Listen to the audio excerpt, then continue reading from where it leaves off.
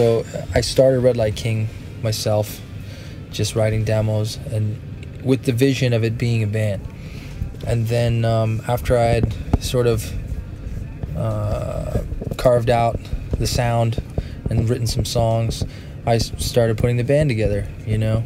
And of course called Julian Tamarin. He was a good friend of mine. I played in bands with him for 10 years, and he was in right away. So it was initially the two of us, and then we got a young drummer, originally from Utah, now based in LA, Jaden Bean. So right now there's 3 living, breathing members in the band. We've tried out different bass players. We're always playing with different players on the road, trying to find that perfect mix of guys, you know, to complete the sound. And the sound itself is always, you know, has been developing and evolving, with the understanding that, you know, when I make records, it is with, you know, live instruments, and it's with the intent that we can go and play that record live and present it to the audience, so they can see, you know, take something home with them, and also see a live show, live rock show. I mean, for me as a fan, I like both sides, you know.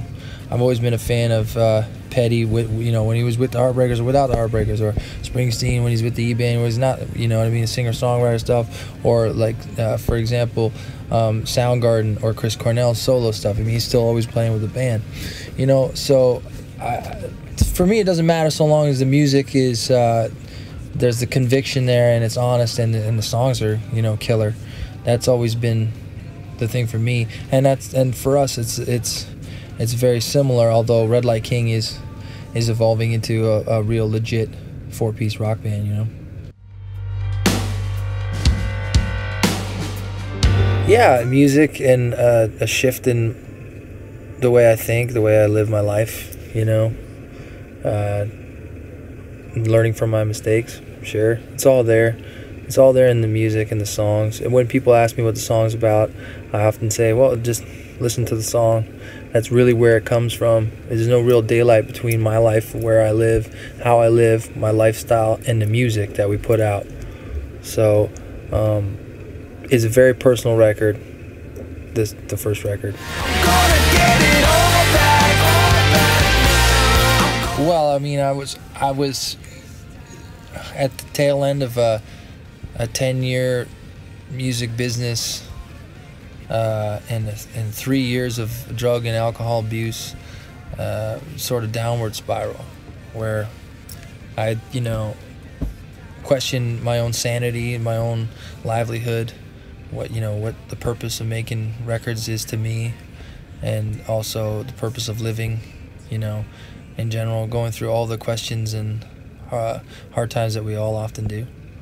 And at the end of the day, I decided to keep living and give it, you know, one more shot, and do it for me, and forgive myself for my mistakes, and try and put some good work out there. I've been to a place so cold. Well, I always tell everyone when I woke up in jail, or with stitches in my hand or something like that, but it's, you know, it's deeper than that. The turning point for me was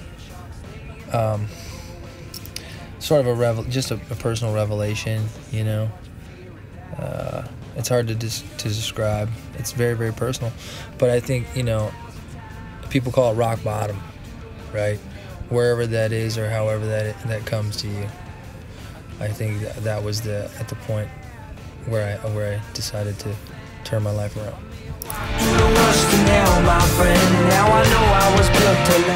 I have come through it, but I'm not over it. You know, I still battle my demons, and I fight them every day. And not every one of those songs on the record is about, you know, going from absolute negative to absolute positive. It is about the journey, just of life. It's about, you know, it talks about life and death, but a song like Comeback, it is very much about the positive. It is about the future, you know. It was something that I predicted.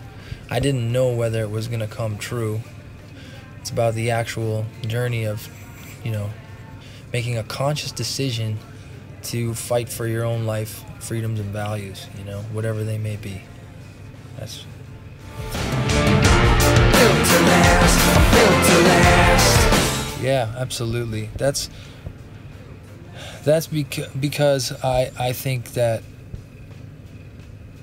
the music that's always captured me spiritually has that type of conviction in it, and it's something that I like to carry forward in my music. And playing it live every night means getting in there and telling the story again and again. And I don't think if it was the truth or something that I believed in or really dug as an overall sound and playability as well, it's not something I could do, because we often tour a record for a year and a half. So it was, all of that was in mind when I created the project.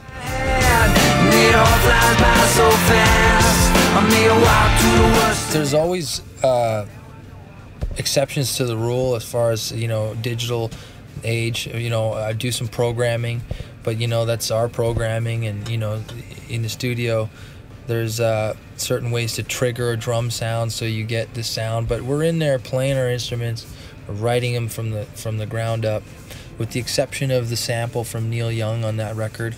Everything was 100% original, and I think the sample was an idea. I didn't know whether it was going to make the record or not, and you know, it was approved by Neil Young himself. It's the first time he's ever done that, and I thought, okay, well, if it's approved by him, then let's move forward with it.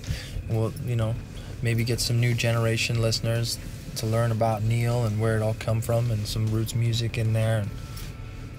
And it worked out. So, you know, I don't know if that's something that we'll continue to do in Redlight King. It's, you know, I think first and foremost, we're proud of our original material, you know, 100%. Was the way he commanded, and the life he demanded, it kept the soul in the struggle. That track was came in the middle of making the record.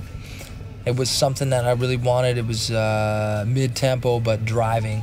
You know, I wanted a driving song, something with a strong groove that still had a lot of imagery in it, and sort of told the story of how we can, you know, sort of overcome the smaller things and sort of fight through the grit of sometimes what life shows us, and be able to sustain as human beings.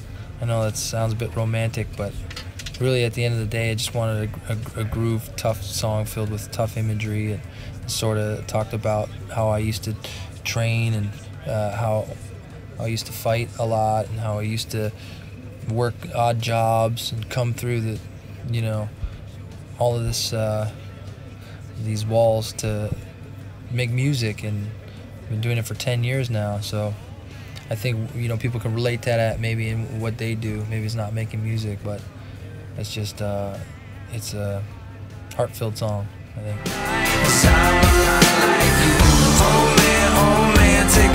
Well, I think it's honest, and I think every song sort of lyrically dictates how the production will come about. But at the end of the day, it's rock and roll to me.